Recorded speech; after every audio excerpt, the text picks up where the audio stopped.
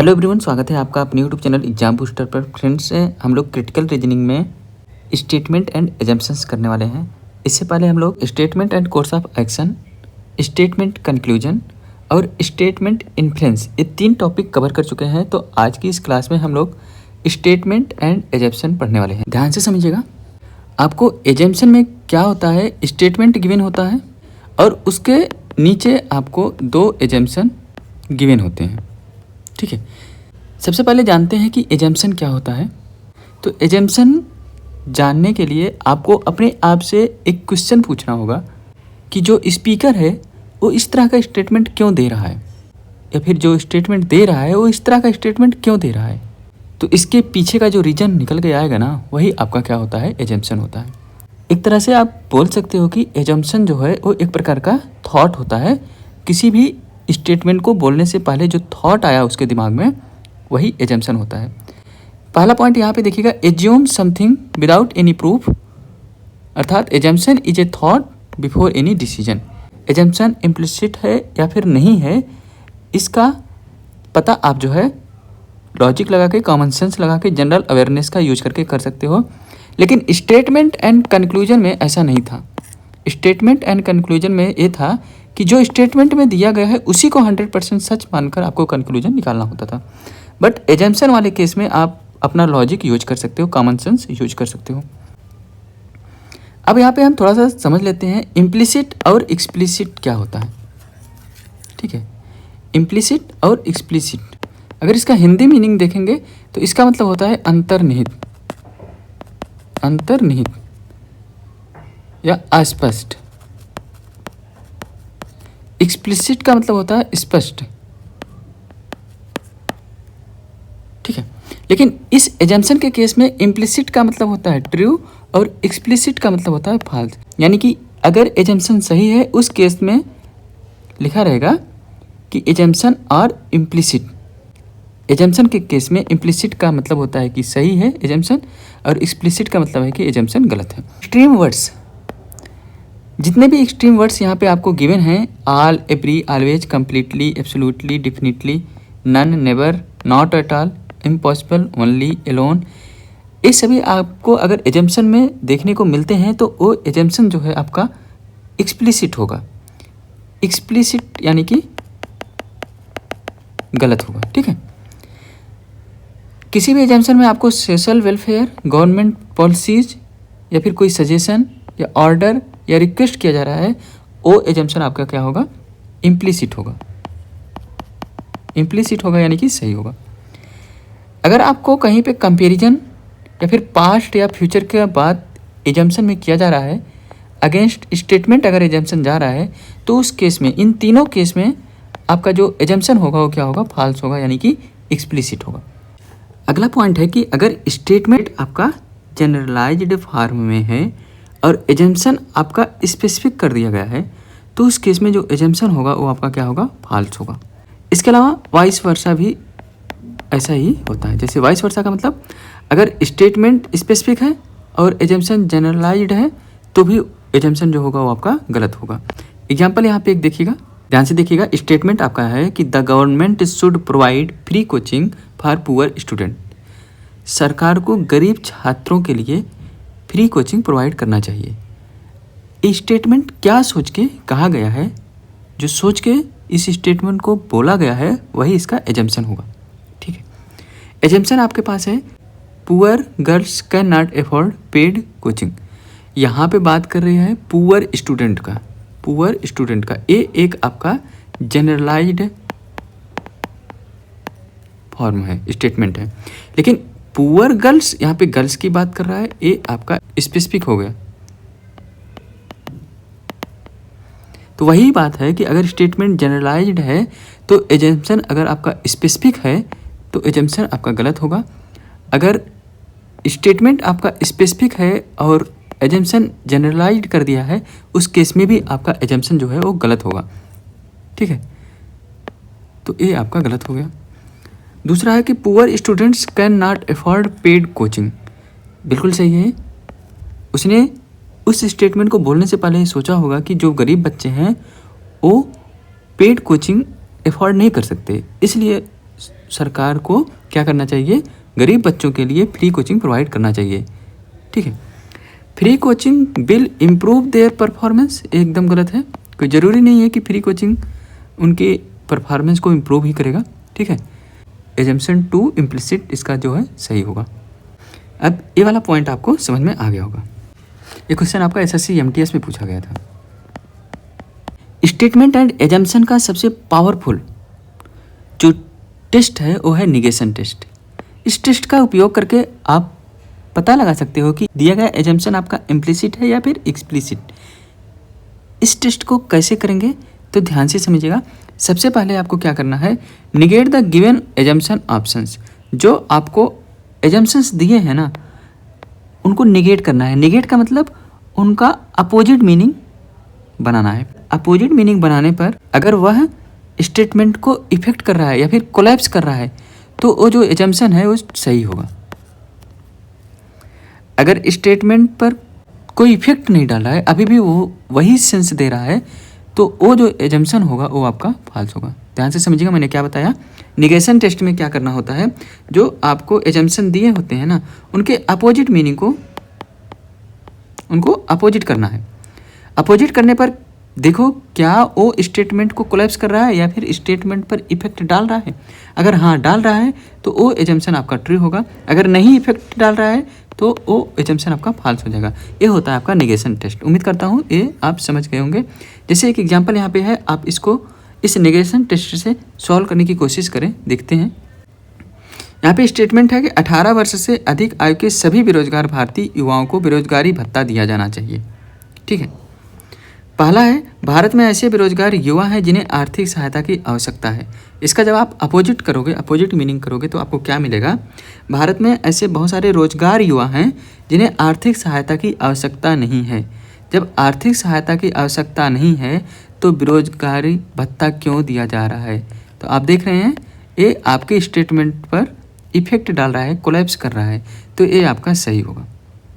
ठीक है, नेक्स्ट है सरकार के पास सभी बेरोजगार युवाओं को भत्ता प्रदान करने के लिए पर्याप्त धनराशि है। इसका अपोजिट क्या होगा कि सरकार के पास सभी बेरोजगार युवाओं को भत्ता प्रदान करने के लिए पर्याप्त धनराशि नहीं है। पर्याप्त धनराशि नहीं है। जब आप इसको अपोजिट किए तो आप देख रहे हैं स्टेटमेंट आपका क्या हो रहा है, कोलैप्स हो रहा है। कैसे, ध्यान से समझिएगा। जब सरकार के पास बेरोजगारी युवाओं को भत्ता प्रदान करने के लिए पर्याप्त धनराशि नहीं है तो फिर बेरोजगारी भत्ता क्यों दे रहे हैं।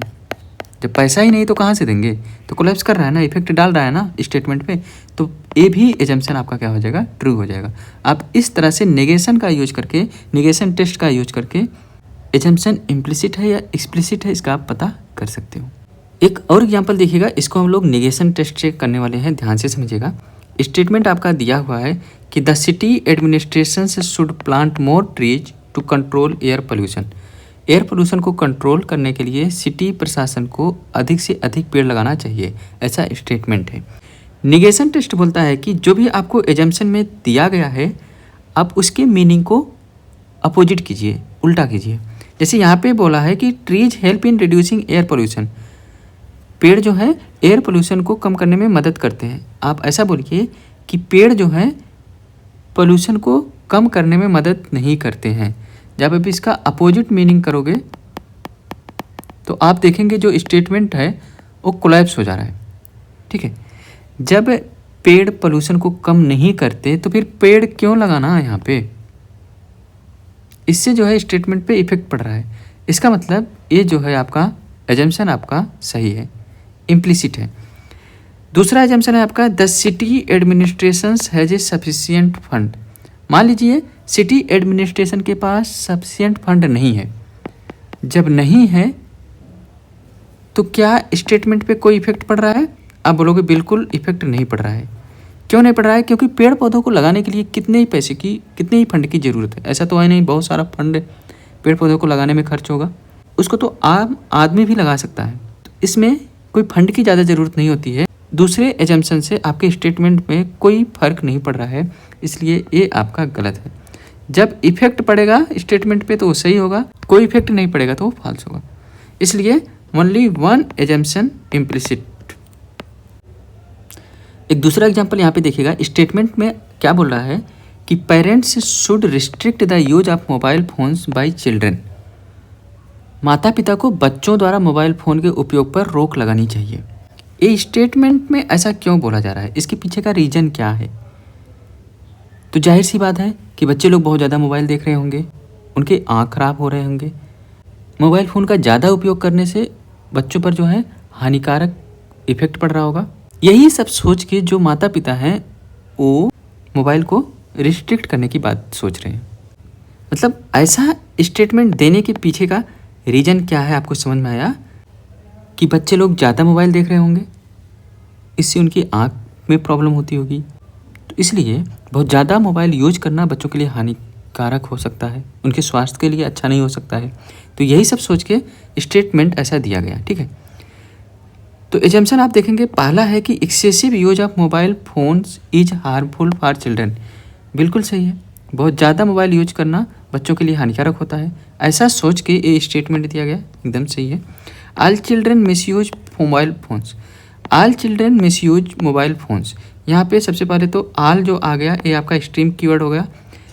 ऐसे केस में जो एजम्पशन होता है वो क्या होता है, एक्सप्लिसिट होता है, यानी कि फॉल्स होता है। तो दूसरा वाला एजम्पशन गलत हो गया, केवल पहला एजम्पशन जो है वो इम्प्लिसिट है, यानी कि सही है। नेक्स्ट क्वेश्चन है कि सरकार ने रेल दुर्घटनाओं में मारे गए लोगों के परिवार वालों को 1 लाख रुपए तक का मुआवजा देने का फैसला किया है। ऐसा क्यों किया? सरकार ने क्या सोच के ये फैसला किया, वो आपका एजम्पशन होगा। सरकार के पास मुआवजों के कारण होने वाले खर्चों को पूरा करने के लिए पर्याप्त धन है। जब पर्याप्त धन है तभी तो मुआवजा देने के लिए सरकार फैसला ले रही है। तो पहला इम्प्लिसिट है।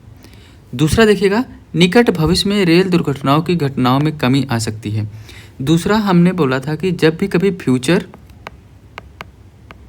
या पास्ट की बात एजम्पशन में किया जाए तो वो जो है आपका एक्सप्लिसिट होगा, यानी कि फॉल्स होगा। इसलिए एजम्पशन 2 जो है वो फॉल्स है और पहला जो है वो सही है, यानी कि ओनली एजम्पशन 1 इज इम्प्लिसिट। इसका राइट आंसर होगा ऑप्शन नंबर ए। इस पॉइंट में आप यहाँ पे देखिएगा, पास्ट एंड फ्यूचर की बात मैंने पॉइंट में नोट करके लिखा हुआ है। नेक्स्ट है आपका स्टेटमेंट है कि बच्चे को लगभग 5 वर्ष की आयु में स्कूल में डालना वांछनीय है। क्या सोच के ऐसा बोला जा रहा है? तो पहला एजम्पशन है कि उस उम्र में बच्चा विकास के उचित स्तर पर पहुंच जाता है और सीखने के लिए तैयार हो जाता है, ये बिल्कुल सही एजम्पशन है। इन स्कूलों में 6 साल से अधिक उम्र के बच्चों को प्रवेश नहीं दिया जाता है, ये बिल्कुल गलत है।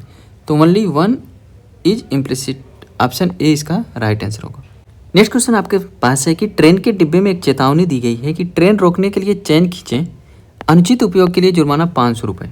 ए warning in a train compartment to stop train pull chain, penalty for improper use RS 500। सबसे पहले तो आप सोचिए कि जो ट्रेन है उसमें ये चैन पुलिंग दिया क्यों जाता है। तो भाई चैन पुलिंग आपको कभी अर्जेंसी हुई, इमरजेंसी के केस में चैन पुलिंग दिया हुआ होता है, ठीक है। तो आप ये सोचिए कि स्टेटमेंट दिया क्यों गया है कि 500 रुपये का जुर्माना होगा और ट्रेन को रोकने के लिए आप चैन पुल करें, ठीक है। तो इसके पीछे का कुछ रीज़न रहा होगा। तो पहला आपका एजम्पशन है कि some people misuse the alarm chain, बिल्कुल सही। इसीलिए यहाँ पे 500 रुपये जुर्माना की बात हो रही है कि कुछ लोग फालतू का चैन पुलिंग करते हैं। दूसरा एजम्पशन है on certain occasion people may want to stop a running train, कुछ निश्चित ओकेजन्स पर, उसी को बोलते हैं अर्जेंसी। इमरजेंसी या फिर अर्जेंसी के केस में ट्रेन को रोकने के लिए चैन पुलिंग किया जा सकता है। तो दूसरा भी आपका बिल्कुल सही है। तो बोथ 1 and 2 आर इम्प्लिसिट, इसका जो है राइट आंसर हो जाएगा। नेक्स्ट क्वेश्चन है, स्टेटमेंट है कि यदि इंजीनियर बनना आसान है तो मैं इंजीनियर नहीं बनना चाहता। If it is easy to become an engineer I don't want to be an engineer. ऐसा उसने क्यों बोला, इसके पीछे का रीज़न क्या है? भाई वो बहुत बड़ा तेजूखा है, वो छोटा काम नहीं करना चाहता। अगर इंजीनियर बनना आसान है तो उसे इंजीनियर नहीं बनना, उसे हार्ड वर्क करना है, उसे कुछ बड़ा करना है, ऐसा सोच रहा है वो, ठीक है। तो एक व्यक्ति पेशेवर बनने की आकांक्षा रखता है, ये बिल्कुल गलत हो जाएगा। दूसरा है व्यक्ति किसी ऐसी चीज़ को हासिल करना चाहता है जिसे उसने कड़ी मेहनत से अर्जित किया हो, ये बिल्कुल सही है। है ना। अगर इंजीनियर बनना आसान है तो इंजीनियर नहीं बनना चाहता, यानी कि वो ऐसा कुछ करना चाहता है जिसमें बहुत ज़्यादा मेहनत लगे, जो कड़ी मेहनत से अर्जित किया जा सके। एजम्पशन तो इसका सही है, ओनली एजम्पशन 2 इज इम्प्लिसिट, इसका राइट आंसर हो जाएगा ऑप्शन नंबर बी। नेक्स्ट है स्टेटमेंट है कि सरकार ने गैर सहायता प्राप्त कॉलेजों को अपनी फीस बढ़ाने की अनुमति दी है। सरकार ने प्राइवेट कॉलेजों को फीस बढ़ाने की अनुमति क्यों दी है, इसके पीछे का सोच क्या होगा सरकार का। एजम्पशन है कि सरकारी सहायता प्राप्त न करने वाले कॉलेज वित्तीय कठिनाइयों का सामना कर रहे हैं। बिल्कुल सही है, वित्तीय कठिनाइयों का सामना कर रहे होंगे कॉलेज, इसलिए सरकार ने उन्हें फीस बढ़ाने की अनुमति दी। सरकारी सहायता प्राप्त कॉलेजों को फीस बढ़ाने की आवश्यकता नहीं है। यहाँ पे आप देखेंगे स्टेटमेंट में सरकारी कॉलेज के बारे में कोई बात ही नहीं की गई है, तो ये आपका गलत हो जाएगा। केवल एजम्पशन फर्स्ट इज इम्प्लिसिट, इसका राइट आंसर हो जाएगा। नेक्स्ट क्वेश्चन है जिसमें स्टेटमेंट आपको दिया गया है कि टेलीविज़न के मनोरंजन मूल्य के अलावा इसकी शैक्षिक मूल्य को नज़रअंदाज नहीं किया जा सकता है। ऐसा क्यों बोला जा रहा है, इस स्टेटमेंट के पीछे की सोच क्या है, क्या सोच के ऐसा बोला जा रहा है। तो भाई ऐसा सोचा जा सकता है कि लोग जो है टीवी को केवल मनोरंजन के पर्पज़ से ही देखे जा रहे हैं, उनको ये नहीं पता कि इसे हम एजुकेशनल पर्पज़ में भी यूज कर सकते हैं, ठीक है। तो इसलिए ये सब सोच के इस स्टेटमेंट को बोला गया होगा। तो चलिए एजम्पशन हम देखते हैं। पहला है कि लोग टेलीविज़न को केवल मनोरंजन का साधन मानते हैं। बिल्कुल सही, यही सोच के स्टेटमेंट बोला गया है कि लोग टीवी को केवल मनोरंजन का साधन मानते हैं, वे लोग इसके शैक्षिक मूल्य को नज़रअंदाज कर रहे हैं। तो वही बोला कि इसके शैक्षिक मूल्य को नज़रअंदाज नहीं किया जा सकता है। टेलीविज़न के शैक्षिक महत्व को ठीक से समझा नहीं जा सका है, ये भी सही है, समझा नहीं जा सका है, यही सोच के स्टेटमेंट दिया गया है। तो बोथ 1 and 2 आर इम्प्लिसिट, इसका आंसर हो जाएगा ऑप्शन नंबर ई। नेक्स्ट है आपका स्टेटमेंट है कि फिल्में लोगों के मनोरंजन के लिए अपरिहार्य हो गई है। Films have become indispensable for the entertainment of people. Assumption क्या है, फिल्में ही मनोरंजन का एकमात्र माध्यम है। Films are the only media of entertainment, ये गलत हो गया, यहाँ पे आपका एक्सट्रीम कीवर्ड ओनली का यूज किया गया है। पीपल्स इंजॉय फिल्म्स, बिल्कुल सही है, ओनली 2 इम्प्लिसिट, इसका राइट आंसर हो जाएगा ओनली एजम्पशन 2 इज इम्प्लिसिट। अगला स्टेटमेंट आपका दिया हुआ है कि कंपनी ए के शेयरों में उसका हालिया निवेश केवल एक जुआ है। His recent investment in the shares of company A is only A Gamble. ऐसा क्यों बोला जा रहा है, ऐसा इसलिए बोला जा रहा है कि अगर आप कंपनी ए में निवेश कर रहे हो तो एक जुआ है, ठीक है, प्रॉफिट भी हो सकता है और लॉस भी हो सकता है, तो यही सोच के ऐसा बोला गया। तो इसकी एजम्पशंस क्या है, तो इसके एजम्पशन आप यहाँ पे देखेंगे, उसे अपने निवेश पर घाटा हो सकता है, बिल्कुल सही, उसे अपने निवेश में लाभ हो सकता है, बिल्कुल सही, या तो पहला होगा या दूसरा होगा, दोनों तो एक साथ हो नहीं सकते। तो इसका आंसर होगा ईदर 1 और 2 इज इम्प्लिसिट। नेक्स्ट क्वेश्चन ध्यान से देखिएगा, इसमें आपको स्टेटमेंट दिया हुआ है कि यदि नियोक्ता आपको भविष्य निधि अंशदान का भुगतान नहीं करता तो आप अदालत क्यों नहीं जाते। Why don't you go to the court if the employer does not pay you the provident fund contribution. ऐसा बोलने के पीछे का रीजन क्या रहा होगा, स्टेटमेंट के पीछे की सोच क्या है, तो ध्यान से समझिएगा। पहला आप देखेंगे, नियोक्ता और कर्मचारियों के बीच विवाद के मामले में न्यायालय हस्तक्षेप कर सकता है, बिल्कुल सही है।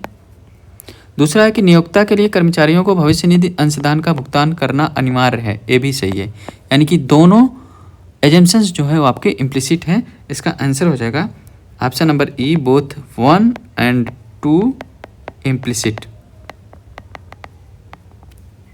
नेक्स्ट स्टेटमेंट है कि 5 महीनों में अपना पैसा दोगुना करें, एक विज्ञापन। क्या सोच के विज्ञापन दिया गया कि लोग अपना पैसा दोगुना करना चाहेंगे, ठीक है। पहला एजम्पशन है कि यह आश्वासन वास्तविक नहीं है। दूसरा है लोग चाहते हैं कि उनका पैसा बढ़े, दूसरा तो इम्प्लिसिट है। The assurance is not genuine, पहला जो है एक्सप्लिसिट होगा, ठीक है। तो इसका आंसर हो जाएगा ओनली एजम्पशन 2 इज इम्प्लिसिट। लोग चाहते हैं कि उनका पैसा बढ़े, यही सोच के ये विज्ञापन दिया गया है कि 5 महीने में अपना पैसा दोगुना करें, ठीक है। यहाँ पे देखिएगा नेक्स्ट क्वेश्चन है, स्टेटमेंट यहाँ पे गिवन है, like a madman I decided to follow her. एक पागल आदमी की तरह मैंने उसको फॉलो करने का डिसीजन लिया। ध्यान से समझिएगा, इसका एजम्पशन क्या है, I am not a madman, मैं एक पागल आदमी नहीं हूँ। हो सकता हूँ मुझे कोई ज़रूरी काम हो इसलिए मैं इसको फॉलो कर रहा हूँ, ठीक है। दूसरा है आई एम ए मैडमैन, मैं एक पागल आदमी हूँ, हो सकता हूँ मैं पागल हूँ उसके प्यार में। तो यहाँ पे या तो पहला हो सकता है या फिर दूसरा हो सकता है, आइदर 1 और 2, या तो मैं पागल हो सकता हूँ या फिर पागल नहीं हो सकता हूँ, ठीक है, दोनों एक साथ नहीं हो सकता। इसलिए इसका जो राइट आंसर होगा वो क्या होगा, आइदर 1 और 2 इम्प्लिसिट। तो आज के लिए बस इतना ही। उम्मीद करता हूँ अब आपको स्टेटमेंट एंड एजम्पशंस में कोई भी प्रॉब्लम नहीं होने वाली है, आप इसके हर एक क्वेश्चंस को कर सकोगे। इसकी पीडीएफ मैं टेलीग्राम चैनल पर शेयर कर दूंगा, आप वहाँ से प्रैक्टिस कर लीजिएगा।